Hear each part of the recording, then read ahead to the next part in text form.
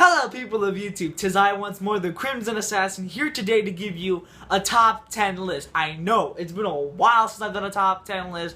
This was a top 10 list I was promising you from last night's video, and today we're going to talk about the top 10 cliches in anime, okay? When I mention cliches in my reviews of animes lately, when I mention a cliche, you know, some people don't really know what the cliche is, okay? Like, sometimes I'll be reviewing, like, a romantic comedy, and, like, some of the moments I'll say are very cliche. But some people want to know, well, what are these cliches, okay? You need to be more specific on what cliches you're talking about. So, obviously, I should make a video discussing some cliches in anime. So why not make it a top 10 list? And plus, since I haven't done a top 10 list in a while, it would be the perfect opportunity to do it anyway. And if you hear ambient noise, that's my air conditioner. I have to have this thing on. Anyway, so people of YouTube, this is just my personal list. It's my personal opinion. You can agree, you can disagree. At the end of the day, it's my personal opinion. If you have a cliche that you want to mention if you have a cliche that I did not mention in this top 10 list or in the honorable mentions, then please leave a comment down below and let me share down below what is your top 10 anime cliches. And in this list in particular, it's not in any particular order. It's just, you know, things that happen throughout anime that, you know, you've seen them once, you've seen them all. That's what basically a cliche is, okay? Now, let's get on right now to the honorable mentions, and there are a few honorable mentions. I can't talk today. They are the following: melodramatic endings from romantic comedies, the senpai notice me characters, the main character sitting on the corner of, like, the high school, like, you know, the characters in high school, and they always sit on the corner next to the window, the high school thing in general, the pervert, and the plain generic nice guy main protagonist as you've seen in basically every rom-com ever, okay? Okay, those are the honorable mentions. Now, also, people of YouTube, this is basically for, like, every freaking genre out there. I have some for shonen, some from romantic comedy, some for drama, some for basically everything, okay? Mainly shonen, which is pretty weird, but anyway. So anyway, people of YouTube, screaming to the number 10 spot is yelling / screaming equals more power.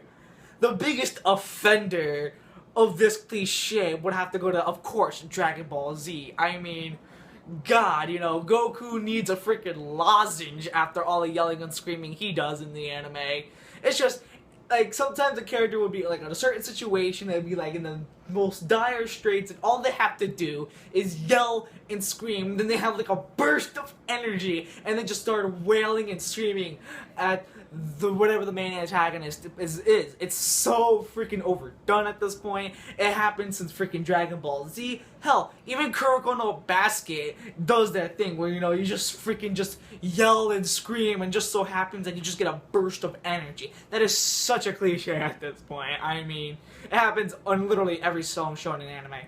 Ever. Moving along. There's a reason why I did that jump cut, because our number 9 choice revolves around flashbacks. That's right, people. Flashbacks during a fight / action scene is our number 9 choice. You know, don't you just love it in anime where they, like, you know, you're in the middle of, like, this really intense, really good, really like epic fight, and then halfway through the thing, fucking flashback, okay?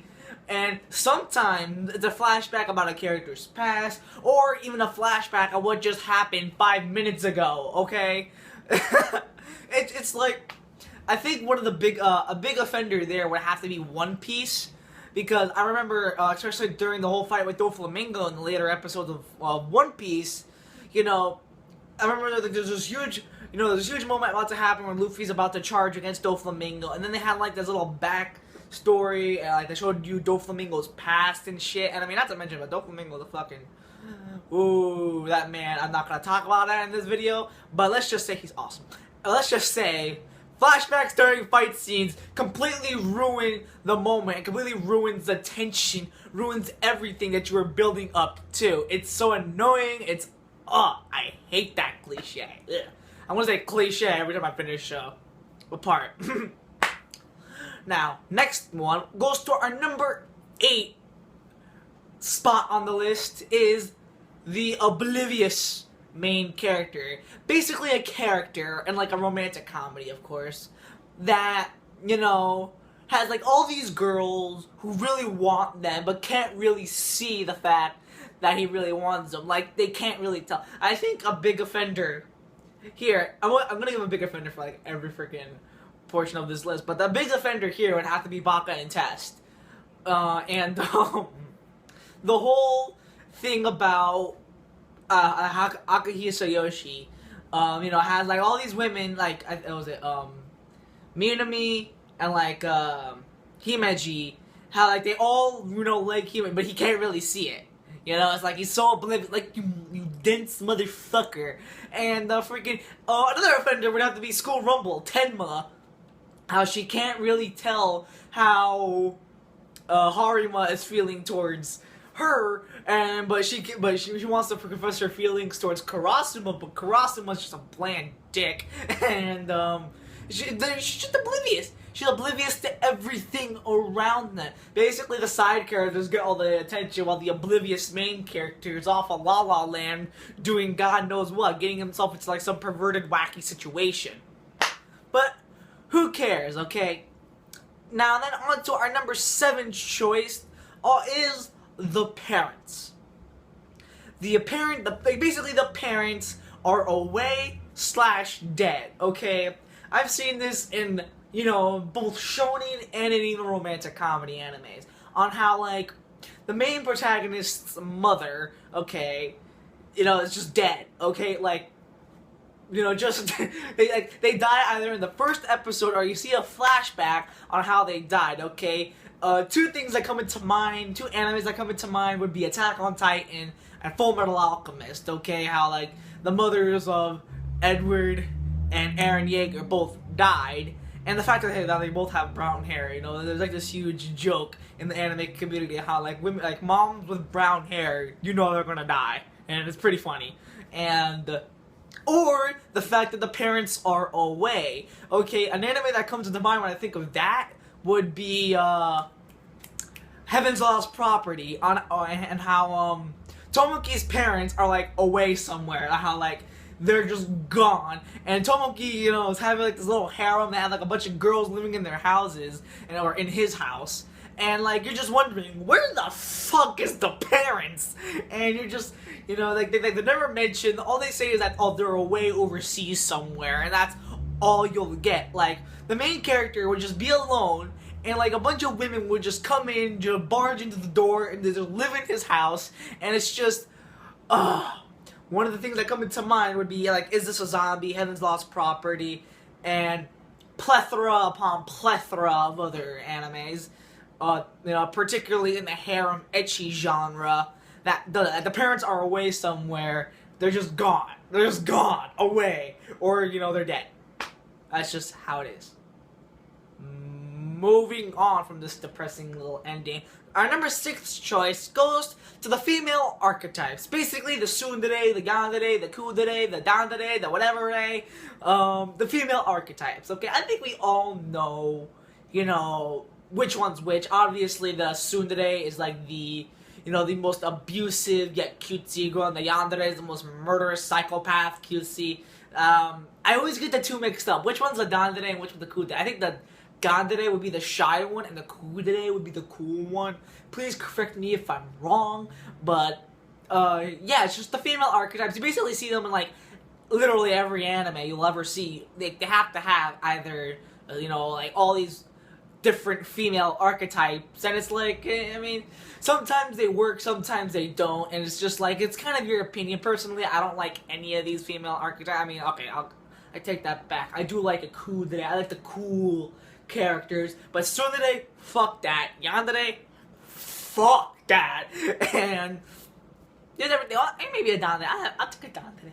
I'll take a dandere. Why not? Anyway, the female archetypes, you'll see them in like every romantic comedy. You'll see them in even every single shonen anime. You'll see them a plethora, okay? So, that's just it. moving on to our number 5 choice, we have the shouting of a move's name. You know, like how freaking every shonen anime ever, they have to shout the name of the attack that they're doing. Like, for example, you know, Kamehameha, Rasengan, Kamehameha, Getsuga Tensho, Kamehameha. You know, and then like Gum Gum Gatling, Gum Gum Bazooka, and it's just, you're just shouting the name of your attack, okay? That's basically what it is, okay? Hell, a modern anime, like anime that came out this year, would have to be Boku wa Hero Academy, where it's like, you know, Detroit Smash! And then, you know, it's just, you know, just the shouting of a character. Like, what is the purpose of that, okay? Like, just shouting its name going to help you, like, defeat this enemy? Like, really? Is that gonna really help you? Like, I can tell you're doing a Kamehameha, because you're doing it. You don't have to shout the freaking name out. It's, but that's whatever. It's fine, you know, it's, you know, freaking Fire Dragon Iron Fist, and, you know, it's just all that stuff. It's just the shouting, you know, like, these guys need lozenges. That's all I need to say. These guys need lozenges. Same as number 10. Goku, get a lozenge. You need to clear that throat, buddy. You have a serious throat up. You have a serious throat up in there. Seriously. Get that shit out. Now, our number 4 choice goes to the power of friendship. Because, you know, what else beats an enemy who's completely overpowered than the power of friendship? The offender that obviously comes into my brain would be Fairy Tail, okay? On how, basically like every other thing, going back to our number 10 spot, would be how, like, the character would be like such a dire situation, and then like one of the character's friends would be like, don't give up, don't do it for your friends, you gotta do it for your friends.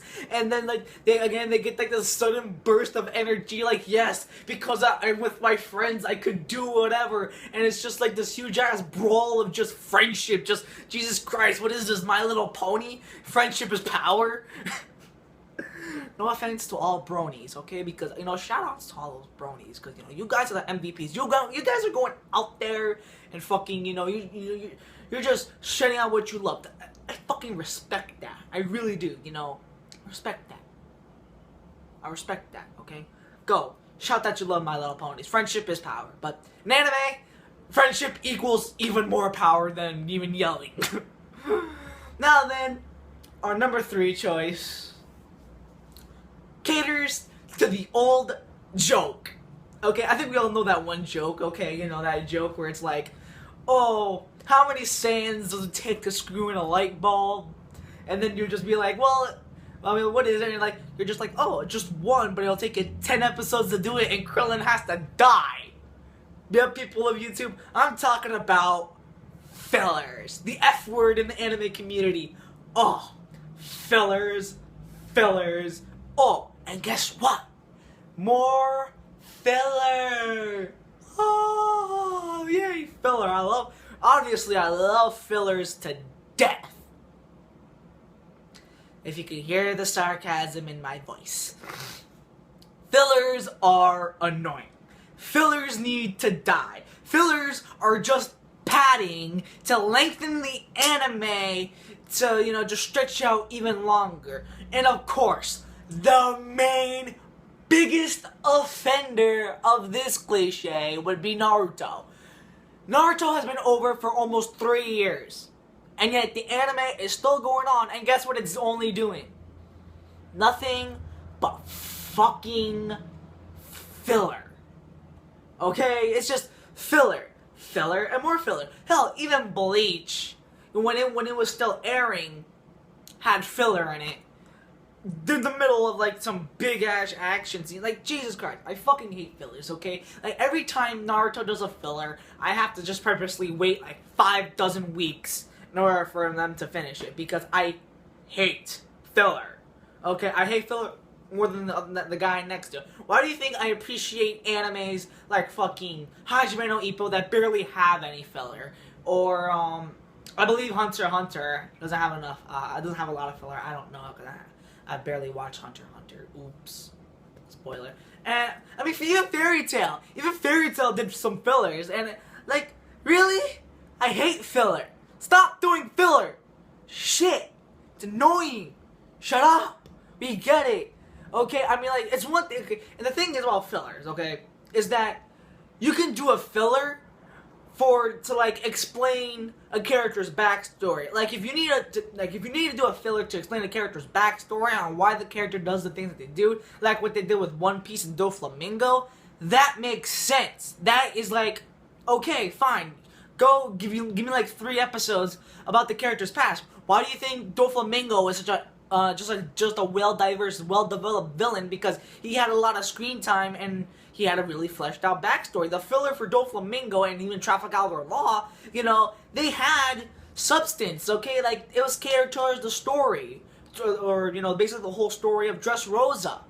So, obviously, the filler was worth it, okay? But the filler in Naruto is just, ooh, a what-if scenario where what if, you know, Kushina and freaking Minato never died and Naruto was living with them and Sasuke were never to leave or to Orochimaru and shit like that. Like, seriously? Enough! Stop! I don't need to know that. Go back to canon, damn it! You've been over for 3 years! It's been 3 years, Naruto! Go back! I'm so sorry, people of YouTube. I did not mean to go in a rant, okay? I really hate filler. I really hate filler. Okay, we're almost done with this top 10 list, so let's just get on to the number 2. Our number 2 spot goes to the killing off the main like some kind of character, and then obviously bringing them back, okay? Some offenders would obviously be like Dragon Ball Z and even JoJo's Bizarre Adventure, okay? You know, Dragon Ball Z, I mean, like, you have that whole plot device where freaking, you know, you have the Dragon Balls, and, you know, you could always revive someone with the Dragon Balls, you can bring them back to life, no, you know, no questions asked, just revive them, you know, no willy-nilly, they just get revived, and they bring them back. But then it poses me a question. Like, what is the point of this character dying if he's just going to come back? Like,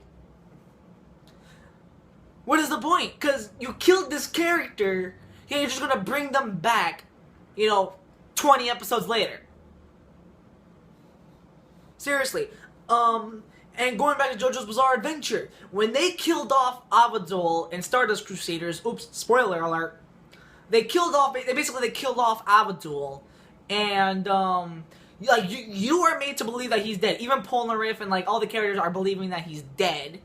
But then, towards the end of Stardust Crusaders Season 1, he just comes back willy-nilly, and like, everyone except Polnareff knew that he was alive, but except we didn't, and the characters knew, so, like, you could say that's, like, dramatic irony, but just, no!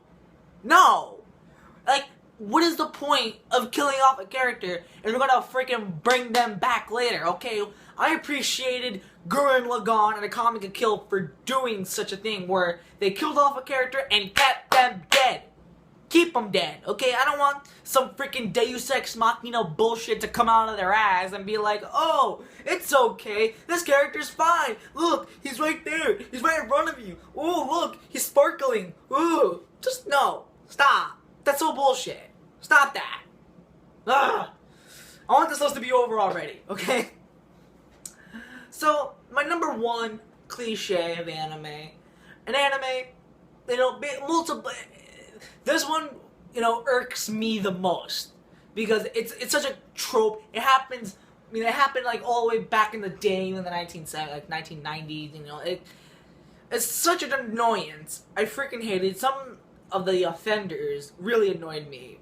Obviously, the read the manga endings.